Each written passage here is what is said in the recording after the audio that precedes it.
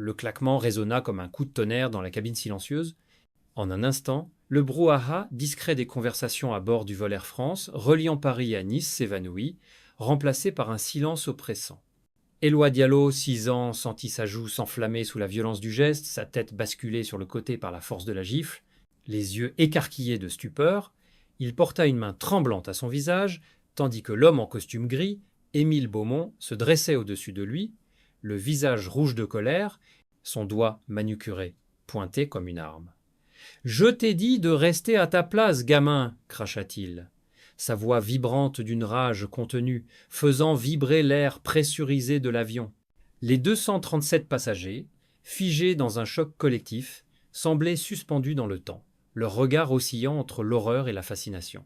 Les smartphones commençaient à se lever, capturant ce moment qui, sans doute, deviendrait viral dès l'atterrissage. Les hôtesses de l'air s'avançaient précipitamment dans l'allée, encore trop loin pour intervenir. Pendant 3 battements de cœur, personne ne bougea, personne ne parla, comme si la cabine entière retenait son souffle face à cette explosion de tension à 30, 0 pied d'altitude. Puis, 7 rangées plus loin, un homme se leva lentement. Rien de remarquable en lui. La soixantaine bien entamée, une taille moyenne, un visage buriné sous des cheveux poivre et sel. Pourtant, son mouvement délibéré, son port empreint d'une autorité tranquille, attira tous les regards. « Monsieur, asseyez-vous, s'il vous plaît » lança une hôtesse, sa voix teintée d'urgence. « Nous devons maintenir l'ordre dans la cabine. » L'homme secoua la tête. « Je ne peux pas, » répondit-il, sa voix claire, teintée d'un léger accent indéfinissable, mais empreinte d'une détermination inébranlable. Pas cette fois. Ce qui se passa dans les 17 minutes suivantes allait changer à jamais la vie de tous les passagers de ce vol, révélant des secrets enfouis depuis des décennies, défiant des préjugés profondément ancrés, et prouvant que les actes de courage les plus inattendus naissent souvent des sources les plus discrètes. Mais pour comprendre pourquoi Lucien Moreau, un retraité discret portant un secret vieux de 40 ans, risqua tout pour défendre un adolescent qu'il n'avait jamais rencontré, il faut remonter 6 heures plus tôt, à l'aéroport Charles de Gaulle, au terminal de Zeu. Éloi Diallo détestait les avions. À 16 ans, il n'avait volé que 2 fois dans sa vie. Une fois bébé, dont il n'avait aucun souvenir, et une autre l'année précédente pour les funérailles de sa grand-mère à Marseille. Ce vol-là, court, n'avait pas laissé place à l'angoisse, mais ce trajet Paris-Nice, 4 heures dans les airs, c'était autre chose. Il n'allait pas l'admettre, surtout pas à son père. « Tu as ton billet ?» demanda le docteur Moussa Diallo pour la 3e fois en un quart d'heure, son anxiété trahie par ce besoin compulsif de tout vérifier. Médecin urgentiste respecté à Paris, il avait cette manie d'anticiper chaque détail, une qualité qui sauvait des vies à l'hôpital, mais qui pouvait agacer sa famille. « Oui, papa, dans mon portefeuille, comme les 2 dernières fois que tu me l'as demandé, » répondit Éloi, s'efforçant de garder un ton neutre. Son père, grand, imposant, avec une présence qui remplissait une pièce, se détendit légèrement. « Et ta présentation, sur ton ordinateur, dans le cloud, sur une clé USB, et envoyée à moi et au professeur Leclerc ?» Éloi adoucit sa voix, voyant l'inquiétude dans les yeux de son père. « Tout est prêt, papa. Le comité ne va pas me disqualifier pour un retard au dîner de pré, compétition. » Moussa Diallo soupira, posant ses larges mains sur les épaules de son fils. À 16 ans, Éloi avait déjà la taille de son père, 1,85 m, mais plus mince, tout en angle et potentiel, alors que son père incarnait une solidité rassurante. Il partageait les mêmes yeux noirs profonds, la même mâchoire déterminée, les mêmes mains fines et agiles, celles d'un chirurgien pour l'un, d'un futur astrophysicien pour l'autre. « Je sais, » dit Moussa, hésitant. « Je suis fier de toi, pas seulement pour la compétition, mais pour tout ce que tu fais. » Ce tout englobait l'absence de sa mère, partie pour un projet de recherche à Londres, un congé sabbatique de 6 semaines devenu indéfini depuis 11 mois. Éloi avait assumé des responsabilités d'adulte, gérant ses études, la maison, sans jamais se plaindre, pendant que ses amis passaient leur week-end à s'amuser. « Merci, papa !» répondit Éloi avec un sourire discret, acceptant l'excuse implicite. « Je dois y aller. Ils appellent mon groupe. » Moussa le serra dans ses bras, un geste rare pour cet homme dont le professionnalisme débordait souvent dans sa vie personnelle. « Appelle-moi en atterrissant. avant et après la compétition, d'accord? Gagne ou perd. Je connais la chanson, plaisanta Éloi, rendant l'étreinte avant de hisser son sac à dos. Je t'aime. Moi aussi, fiston. Fais un carton. Dans la file d'embarquement, Éloi, perdu dans ses pensées, faillit heurter un homme devant lui. Costume gris taillé sur mesure, la cinquantaine, une aura de cadre supérieur. Émile Beaumont se retourna, agacé, avant de forcer un sourire crispé. Fais attention, jeune homme. Première fois en avion? Son ton, légèrement condescendant, mit Éloi sur la défensive. Il se redressa, adoptant son ton de Sciences Po, comme l'appelait son père. Non, monsieur, juste un moment d'inattention. Mes excuses. Les sourcils d'Émile se haussèrent, une lueur de surprise dans ses yeux, comme s'il réévaluait Éloi. Il se retourna sans un mot. Éloi connaissait ce regard. L'étonnement face à un adolescent noir qui ne correspondait pas au stéréotype, avec son vocabulaire précis et sa posture assurée. Une vieille dame, cheveux blancs, impeccablement coiffée, vêtements élégants mais pratiques, lui tapa sur l'épaule. « Pardon, je n'ai pas pu m'empêcher d'entendre, » dit-elle avec un léger accent du Sud. « Vous voyagez seul ?» Éloi retint un soupir. Cette question, souvent posée par des femmes âgées bien intentionnées, trahissait une certaine incrédulité. « Oui, madame, pour le concours national de sciences à Nice, répondit-il, devançant les suppositions. Son visage s'illumina. « Le concours national ! Mon petit-fils y a participé l'an dernier, sans atteindre la finale. Il est à l'EPFL maintenant.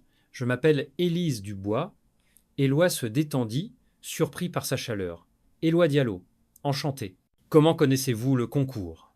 Votre badge, là, dans votre poche, dit-elle en désignant le cordon qu'il avait rangé à la hâte. Astrophysique, c'est ça? Oui, sur les ondes gravitationnelles des fusions de trous noirs binaires, répondit Éloi, son enthousiasme prenant le dessus. Élise sourit. Fascinant. J'étais à Kourou pour le lancement d'Ariane 5. Mon mari travaillait sur le programme spatial. Il aurait adoré votre projet. Avant qu'Éloi ne puisse répondre, l'appel pour la première classe retentit.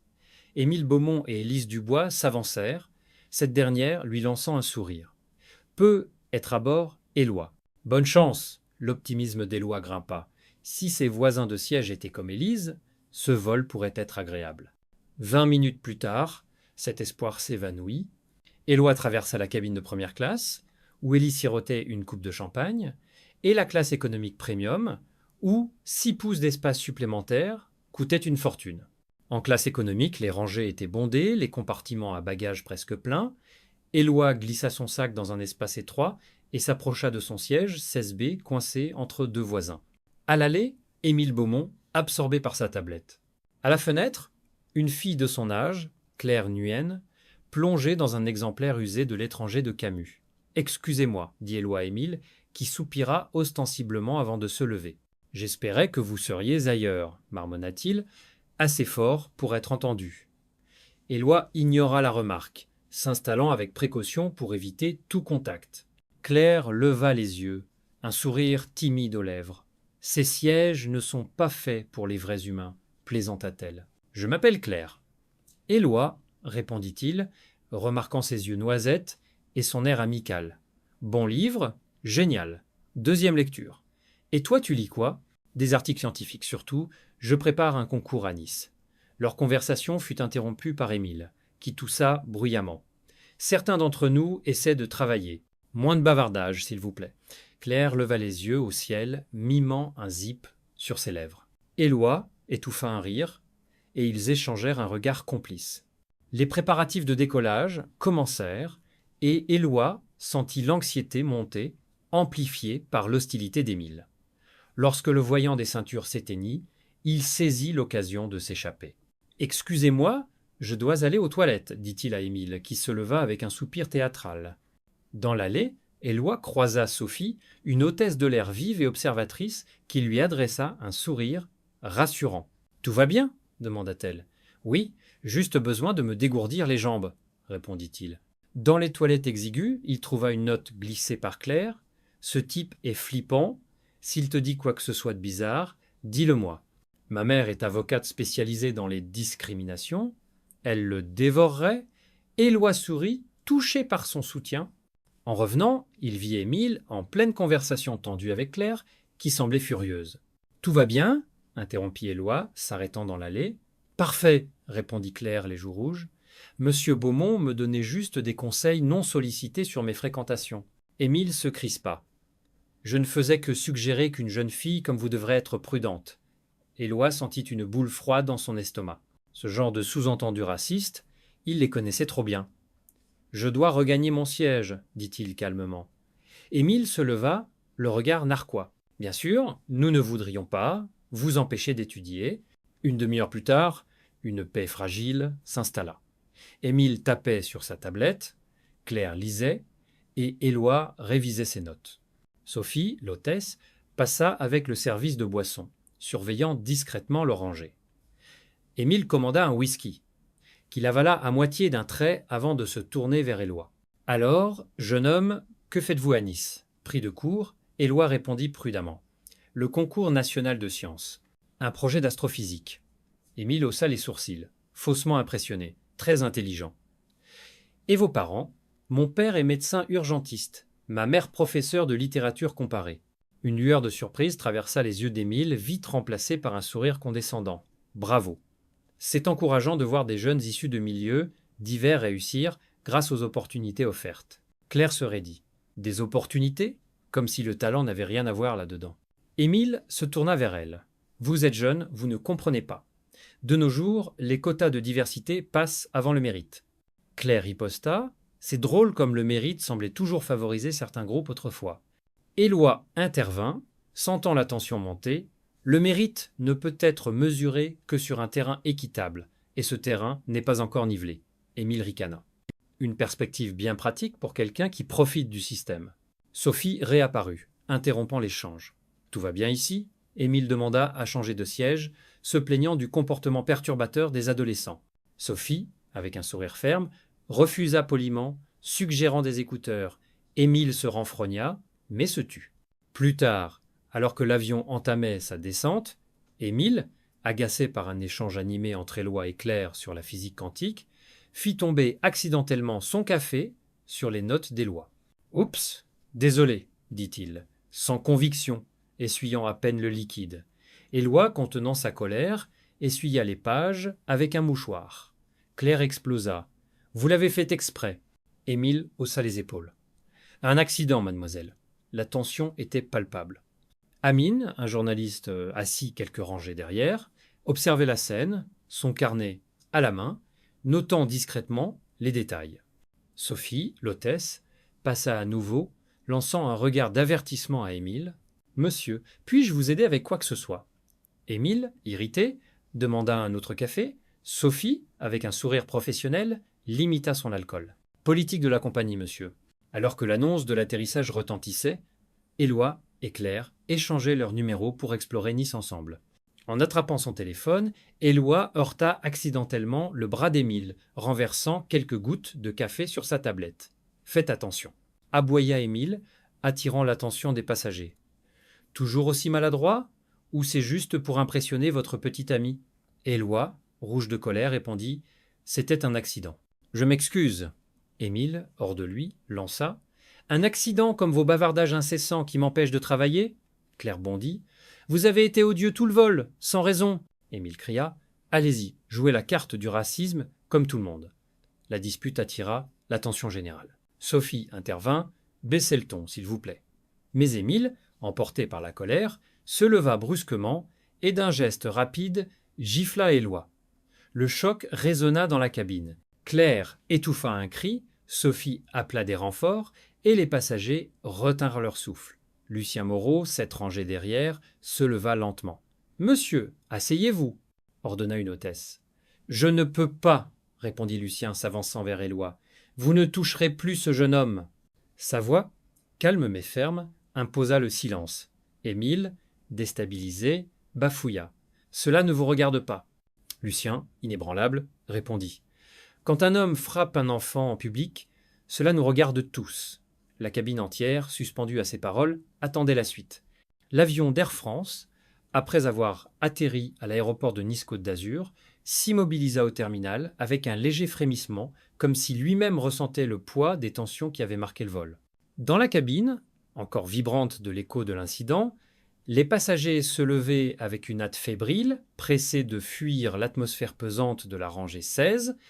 Éloi Diallo, la joue encore brûlante de la gifle d'Émile Beaumont, rassemblait ses affaires avec des gestes mécaniques, son esprit oscillant entre l'humiliation subie et la nécessité de se recentrer sur le concours national de sciences qui l'attendait le lendemain. À ses côtés, Claire Nuyen rangeait son exemplaire, usé de l'étranger, son visage marqué par une colère contenue, mais aussi par une solidarité farouche envers Éloi. Cette rangée derrière, Lucien Moreau, l'homme qui s'était levé pour défendre Éloi, observait la scène avec une intensité discrète, ses yeux trahissant un mélange de gravité et de mélancolie. L'hôtesse Sophie, dont le professionnalisme n'avait pas faibli malgré la crise, escortait Émile vers la sortie sous les regards curieux et les murmures des autres passagers. Amin Kader, un journaliste assis en rangée 20, griffonnait frénétiquement dans son carnet, son instinct, aiguisé par des années de reportage, lui soufflant que cette histoire allait bien au-delà d'une simple altercation à bord. Dans le terminal bondé, sous les néons crus de l'aéroport, les trajectoires de ces individus, Éloi, Claire, Lucien, Sophie et Amine, allaient se croiser à nouveau, tissant un réseau de révélations et de décisions qui marquerait leur vie bien au-delà de ce vol. Éloi, assis sur une chaise en plastique inconfortable dans une salle d'attente du terminal, attendait de donner sa déposition à la police de l'aéroport. Claire, à sa gauche, tapait furieusement sur son téléphone, envoyant des messages à sa mère pour la prévenir de son arrivée retardée. « Ils n'ont pas le droit de te faire attendre comme ça, marmonna-t-elle, son indignation intacte. C'est toi la victime, pas lui. » Éloi esquissa un sourire fatigué. « Ils font leur travail, Claire, et je veux juste en finir pour me concentrer sur la compétition. » À sa droite, Lucien, silencieux, observait les allées, et venu des voyageurs, avec une attention qui semblait aller au-delà du moment présent.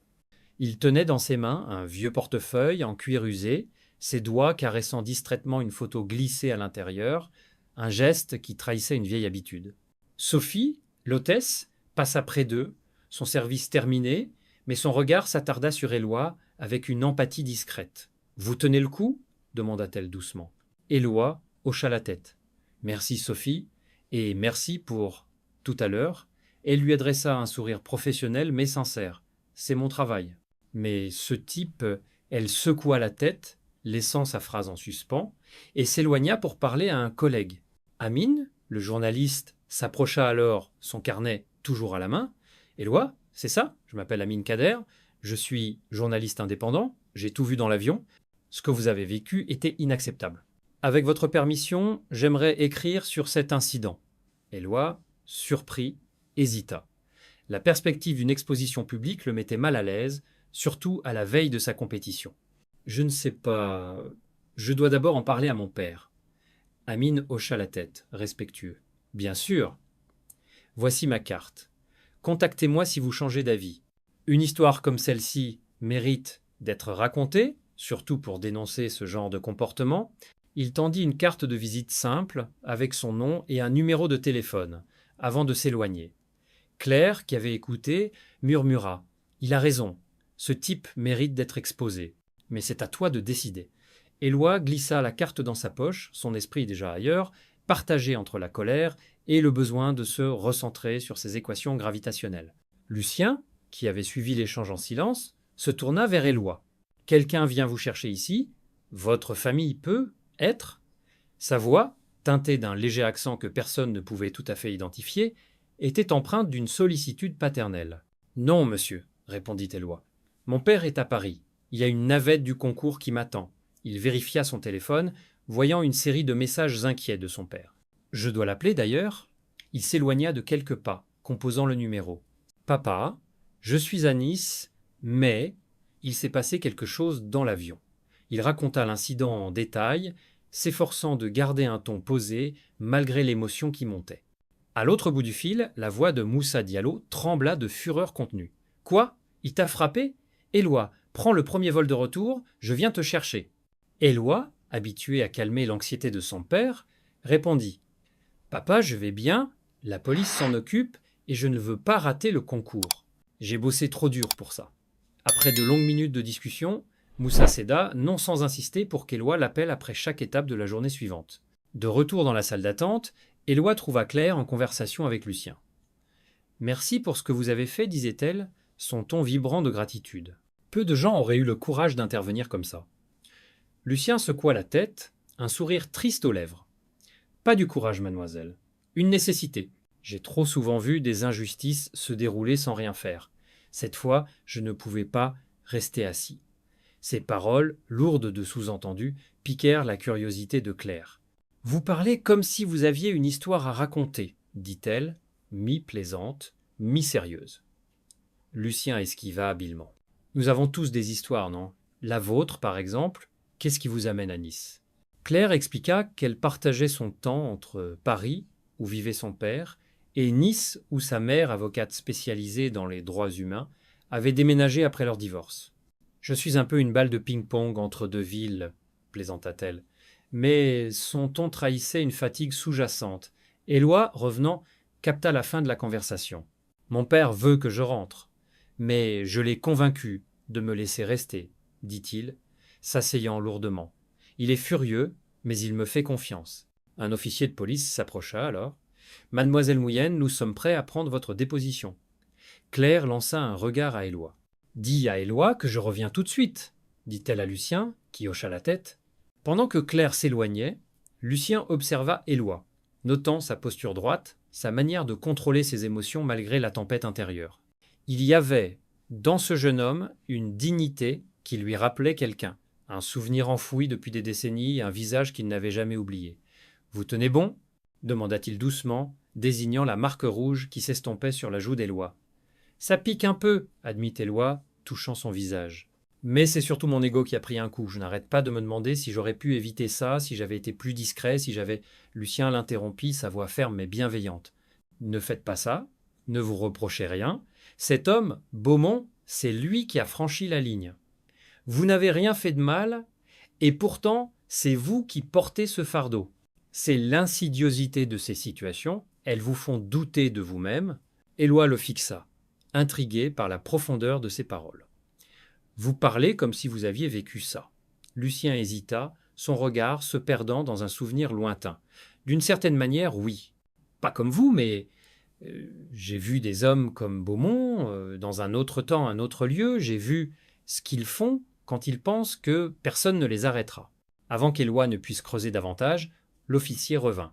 « Monsieur Diallo, à votre tour. Monsieur Moreau, vous serez le prochain. » Éloi se leva, et Lucien posa brièvement une main sur son bras. « Parlez simplement, Éloi. La vérité est claire, et vous n'avez rien à cacher. » Éloi hocha la tête, suivant l'officier dans une petite salle où il relata les événements du vol, les provocations d'Émile, ses remarques racistes voilées, la gifle soudaine qui avait choqué la cabine entière. L'officier, un homme d'une trentaine d'années à l'air fatigué, prenait des notes méthodiquement. « Frapper à un mineur est une infraction grave, » expliqua-t-il. « Monsieur Beaumont est actuellement retenu. Vous pouvez porter plainte, mais vous n'avez pas à décider maintenant. Vous avez 24 heures pour nous informer. » Éloi sentit le poids de cette décision s'installer. Porter plainte signifiait s'engager dans un processus long, potentiellement médiatisé, qui pourrait détourner son attention du concours. Ne rien faire, en revanche, pourrait laisser Émile s'en tirer sans conséquence. « Puis-je en parler avec mon père ?» demanda-t-il. « Bien sûr, » répondit l'officier, lui tendant une carte avec un numéro. « Appelez quand vous aurez décidé. En attendant, nous avons assez de témoignages pour interdire à M. Beaumont de voler avec Air France pendant 1 an. » De retour dans la salle d'attente, Éloi retrouva Claire et Lucien. « Ils le retiennent pour l'instant, » expliqua-t-il. « Je dois décider si je porte plainte. » Claire, indignée, s'exclama. « Bien sûr que tu dois. Il t'a frappé devant tout le monde. » Lucien, plus mesuré, répondit. « La justice a plusieurs visages, Éloi. Réfléchissez à ce qui vous semble juste. Pas seulement pour punir cet homme, mais pour vous, pour votre avenir. » Éloi hocha la tête, troublé par la sagesse de Lucien. Son téléphone vibra. Un message du chauffeur de la navette du concours, qui attendait depuis près d'1 heure. « Je dois y aller, » dit-il. Claire vérifia son propre téléphone. « Ma mère m'attend aussi. Mais on se retrouve demain, d'accord ? Après ton concours, je t'emmène découvrir Nice. Pas question que tu restes enfermé à l'hôtel. » Éloi sourit, reconnaissant pour cette amitié naissante. « Ça marche ? Ils échangèrent un rapide câlin, un geste simple mais chargé de soutien. Puis Éloi se tourna vers Lucien. Monsieur Moreau, merci encore. Je ne sais pas comment vous remercier. Lucien balaya ses remerciements d'une geste. Pas besoin. Mais si vous êtes d'accord, j'aimerais vous revoir à Nice. J'aimerais entendre parler de votre concours et peut-être vous offrir une perspective sur votre décision. Il tendit une carte de visite sobre Lucien Moreau, ébéniste. Je suis au Grand Hôtel, près de l'université. Appelez-moi demain soir si vous voulez. Éloi accepta la carte, intrigué par cet homme qui semblait porter un poids invisible. Je vous appellerai. Merci encore. C'est Xéin. Alors qu'Éloi s'éloignait vers la sortie, Lucien resta assis un moment, ses doigts serrant la photo dans son portefeuille. C'était un cliché en noir et blanc, deux jeunes soldats dans un uniforme des années 60, souriant malgré la peur dans leurs yeux. L'un était Lucien, jeune, à peine sorti de l'adolescence.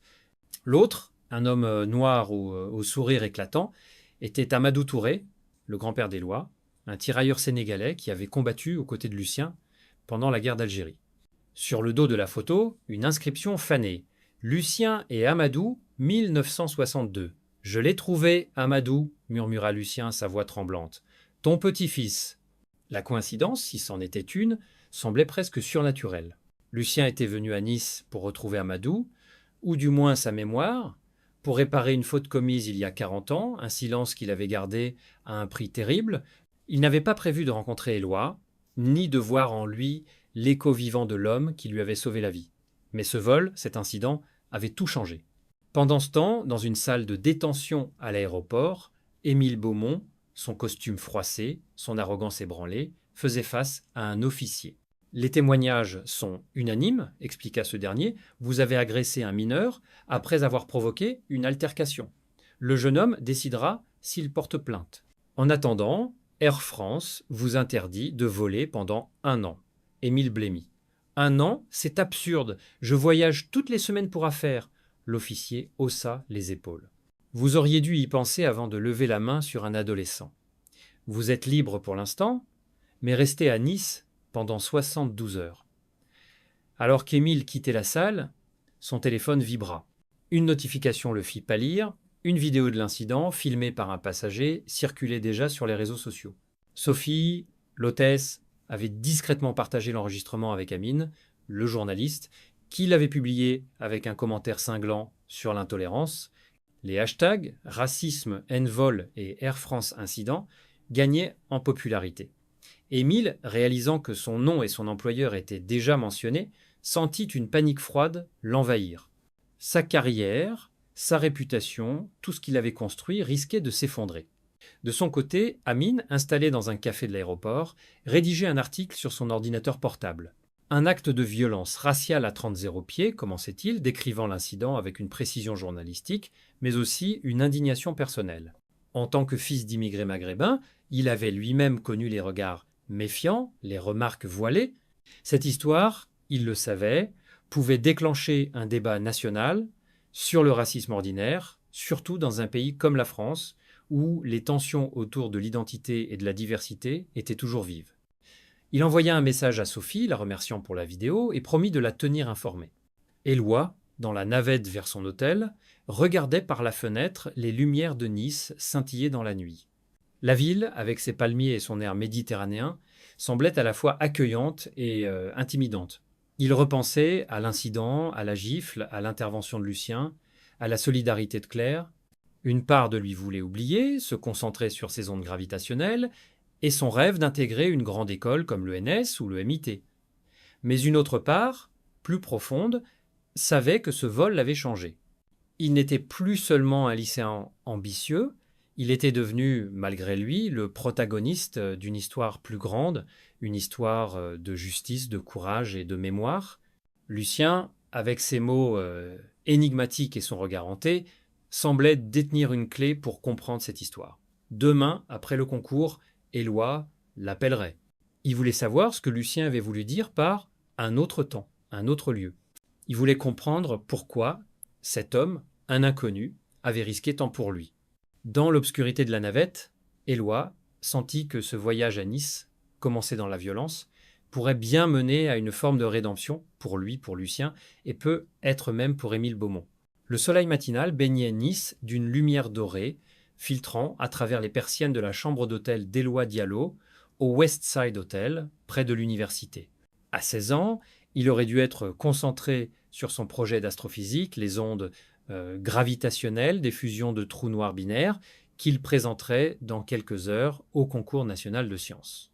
Pourtant, son esprit était ailleurs, hanté par les événements du vol Air France de la veille.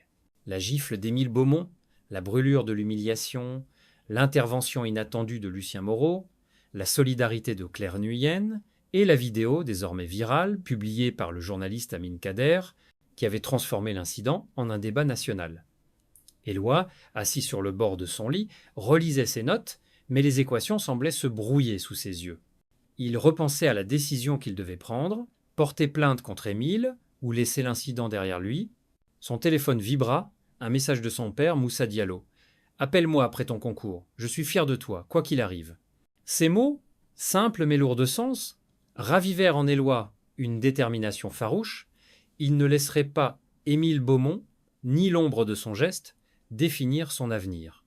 Mais au-delà de la compétition, il savait que sa rencontre avec Lucien, cet homme énigmatique qui semblait porter un fardeau invisible, marquerait un tournant dans sa vie. Ce soir, il le retrouverait pour dîner, et peut-être comprendrait-il pourquoi cet inconnu s'était levé pour lui à 30 0 pieds.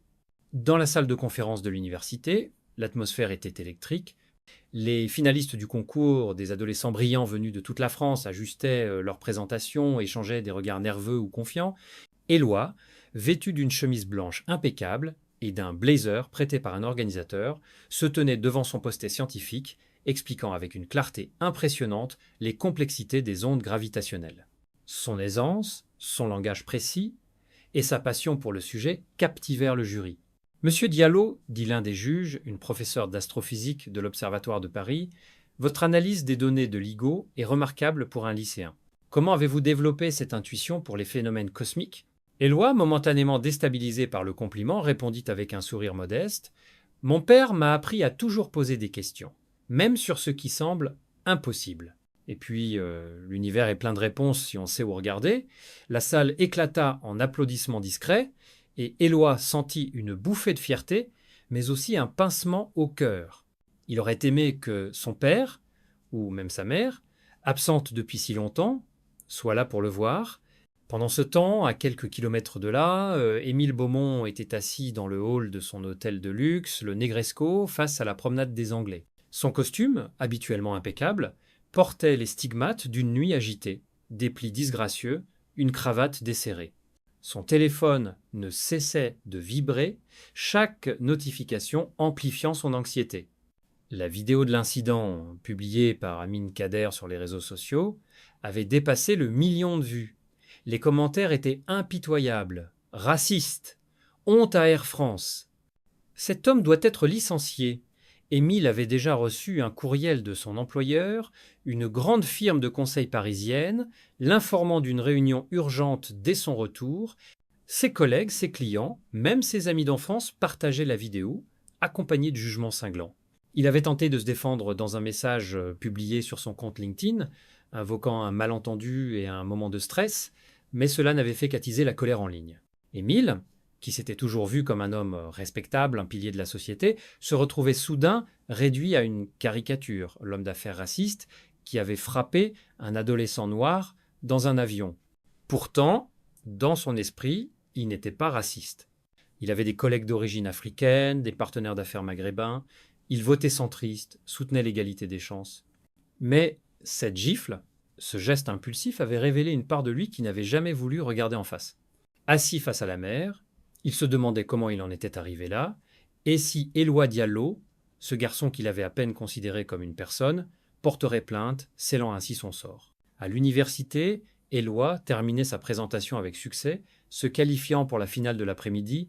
Entre deux sessions, il reçut un message de Claire. « T'es en train de tout déchirer, j'en suis sûr. On se retrouve ce soir, je veux fêter ça. » Éloi sourit, reconnaissant pour cette amitié née dans la tension du vol. Il répondit « Finale à Kinsey. On se rejoint après », puis il appela Lucien Moreau. comme promis. Monsieur Moreau, c'est Éloi. Je suis qualifié pour la finale. Si votre proposition de dîner tient toujours, je suis libre ce soir. La voix de Lucien, chaleureuse mais teintée d'une gravité familière, répondit « Félicitations, Éloi. »« Oui, retrouvons-nous à 19 au Petit Bistrot, rue de Lille. C'est simple, mais la bouillabaisse y est excellente. » Éloi, intrigué par l'aura de mystère de Lucien, accepta avec enthousiasme.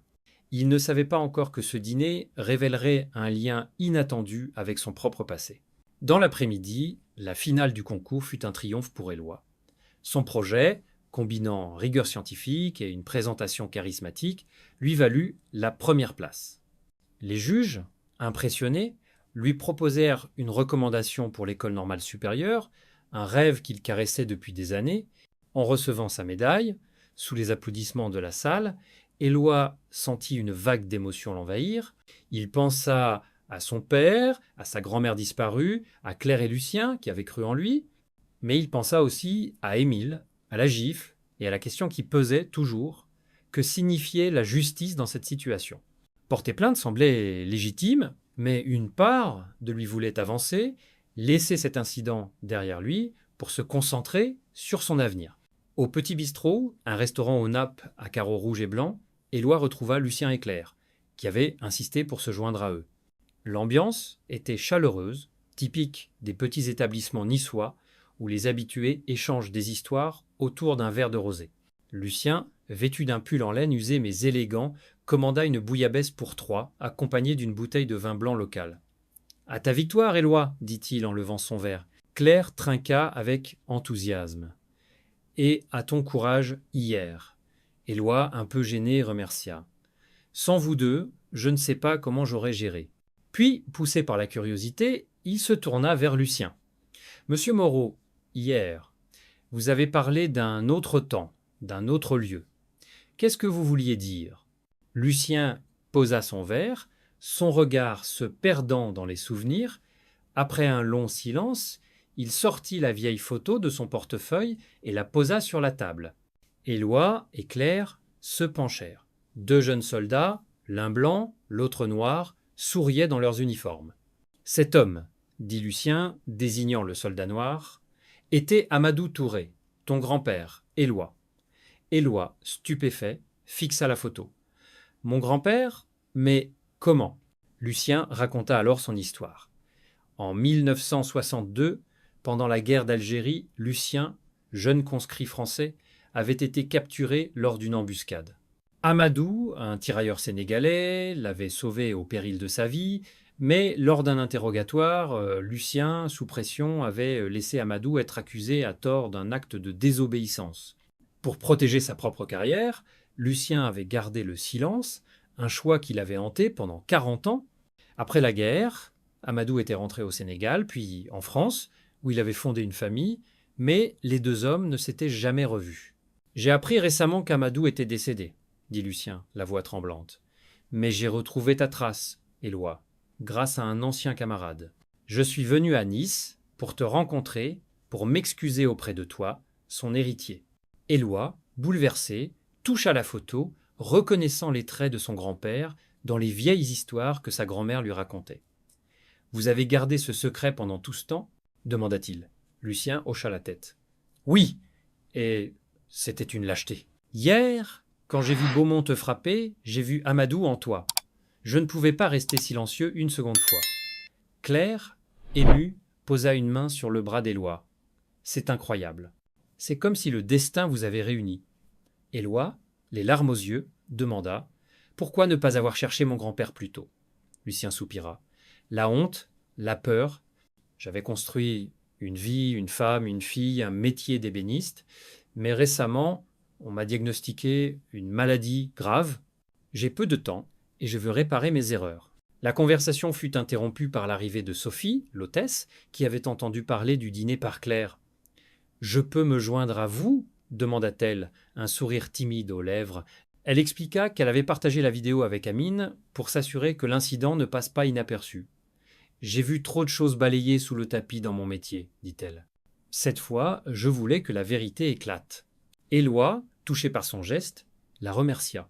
Claire, toujours pratique, proposa d'organiser une rencontre avec sa mère, l'avocate, pour discuter des options juridiques. Mais Éloi, après un moment de réflexion, secoua la tête. « Je ne veux pas porter plainte, dit-il, pas par peur, mais parce que je veux avancer. Beaumont aura déjà des conséquences. La vidéo, son employeur, sa réputation. La justice, pour moi, c'est de réussir, de prouver que je suis plus grand que son geste. » Lucien, ému, posa une main sur l'épaule d'Éloi. « Ton grand-père serait fier de toi. Tu as sa force, sa dignité. » Claire, les yeux brillants, ajouta « Et tu as des amis maintenant. On va explorer Nice ensemble, et je veux tout savoir sur ces trous noirs. » Sophie rit, proposant de les rejoindre pour une visite du vieux Nice le lendemain. Amine, contacté par Claire, envoya un message confirmant que son article serait publié dans Le Monde le lendemain avec l'accord d'Éloi pour mentionner son nom. « Mais je parlerai aussi de ta victoire au concours, écrivit-il. Tu es une inspiration. » Le dîner se termina dans une chaleur conviviale, les plats niçois et le vin aidant à apaiser les tensions. Éloi, regardant ses nouveaux amis, Claire, Lucien, Sophie, sentit une paix nouvelle s'installer.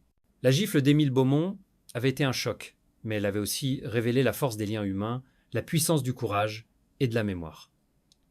Lucien, en quittant le restaurant, serra la main d'Éloi. « Tu m'as donné une chance de me racheter, murmura-t-il. « Merci. » Éloi, ému, répondit. « Non, merci à vous. Vous m'avez rappelé que je ne suis pas seul. » Dans les jours qui suivirent, l'article d'Amine déclencha un débat national sur le racisme en France, forçant Émile à faire face à ses actes. Il perdit son poste, mais, dans un moment de réflexion, commença à remettre en question ses préjugés, un premier pas vers une possible rédemption. Éloi, de retour à Paris, partagea son histoire avec son père, qui pleura en entendant parler d'Amadou. Ensemble, ils décidèrent d'honorer sa mémoire en créant une bourse pour les jeunes scientifiques issus de milieux défavorisés. Quant à Lucien, il trouva enfin la paix, sachant que son silence de 40 ans avait été brisé par un acte de courage. Dans la lumière douce de Nice, Éloi comprit que la justice n'était pas seulement dans la punition, mais dans les ponts qu'on construit, les histoires qu'on partage et les futurs qu'on forge ensemble. L'histoire d'Éloi Diallo, telle qu'elle se déroule dans les 3 chapitres de cette saga aérienne, est bien plus qu'un simple récit d'un incident sur un vol Air France entre Paris et Nice. C'est une parabole contemporaine qui résonne profondément avec les valeurs françaises, la liberté, l'égalité, la fraternité, tout en mettant en lumière les défis persistants auxquels notre société est confrontée, notamment en matière de racisme, de préjugés et de justice. En tant que Français, nous sommes fiers de notre héritage républicain, de notre engagement envers l'égalité et de notre capacité à nous rassembler face à l'adversité. Pourtant, cette histoire nous rappelle que ces idéaux ne sont pas toujours appliqués dans la réalité quotidienne et que leur défense nécessite du courage, de la réflexion et parfois des actes inattendus de solidarité. À travers les expériences d'Éloi, de Lucien, de Claire, de Sophie et d'Amine, nous pouvons tirer des leçons profondes sur la manière de vivre ces valeurs dans nos propres vies, tout en reconnaissant les complexités et les contradictions de notre monde. D'abord, l'histoire d'Éloi incarne la résilience face à l'injustice. Lorsqu'Émile Beaumont le gifle, un acte chargé de préjugés raciaux, Éloi, à seulement 6 ans, fait preuve d'une dignité remarquable.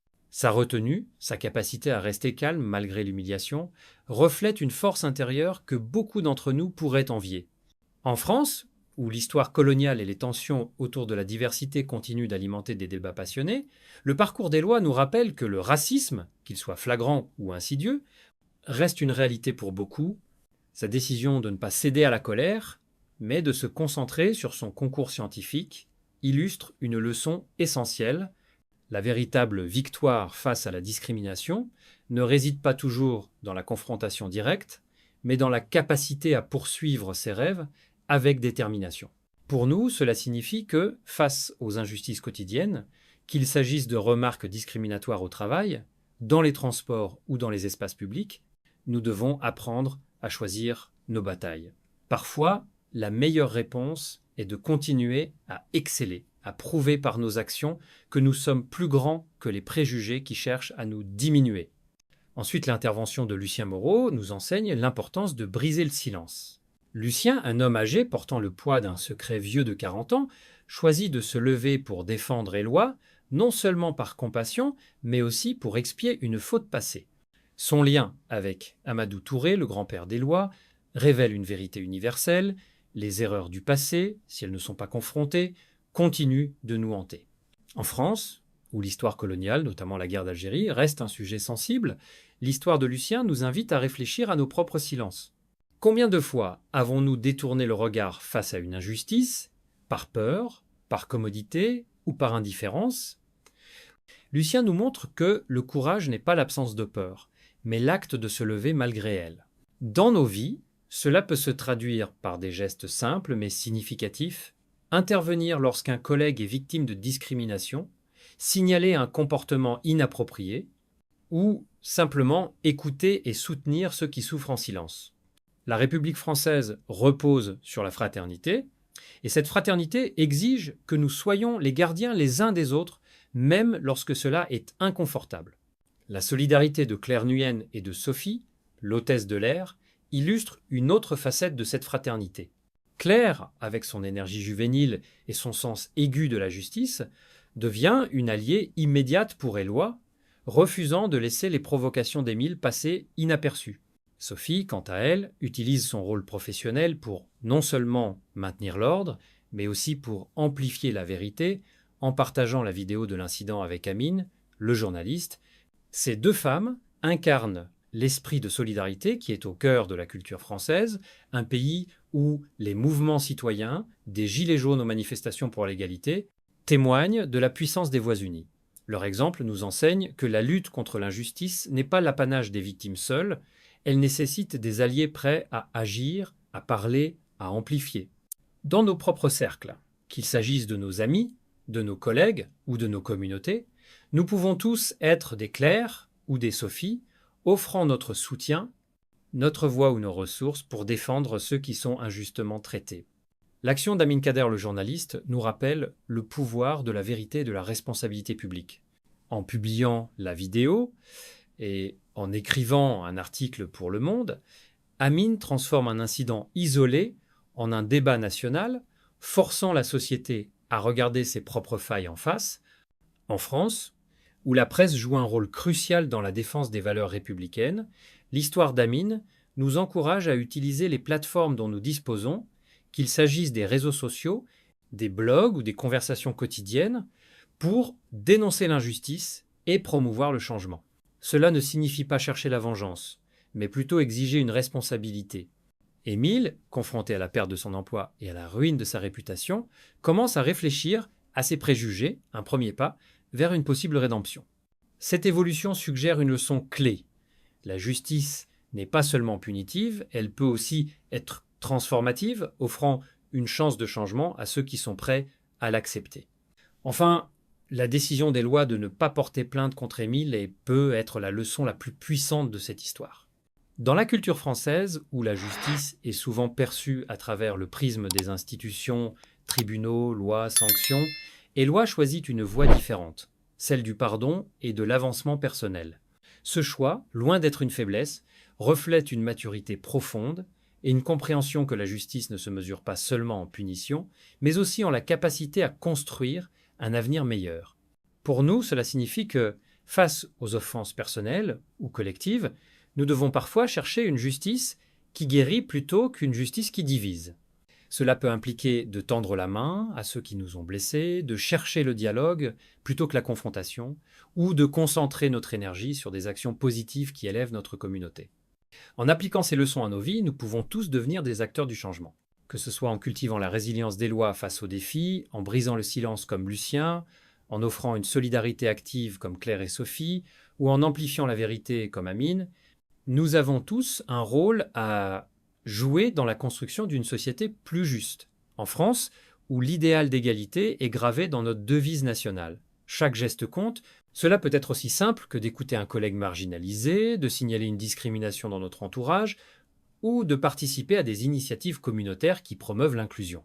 L'histoire des lois nous rappelle que le changement commence par des actes individuels, mais qu'il se propage à travers la collectivité comme une onde gravitationnelle qui traverse l'univers. Si cette histoire vous a touché, si elle vous a fait réfléchir à la manière dont nous pouvons tous contribuer à une société plus juste et solidaire, alors agissez cliquez sur le bouton, j'aime pour montrer votre soutien, partagez cette vidéo avec vos amis et votre famille pour amplifier ce message et abonnez-vous à notre chaîne pour ne pas manquer nos prochaines histoires qui explorent les enjeux sociaux à travers des récits captivants. Laissez un commentaire ci-dessous pour nous dire ce que cette histoire vous a inspiré, d'où vous regardez ou comment vous mettez en pratique ces leçons dans votre vie. Ensemble, continuons à faire entendre les voix de ceux qui luttent pour la justice et à bâtir un avenir où chacun a sa place. Merci de votre soutien et à bientôt.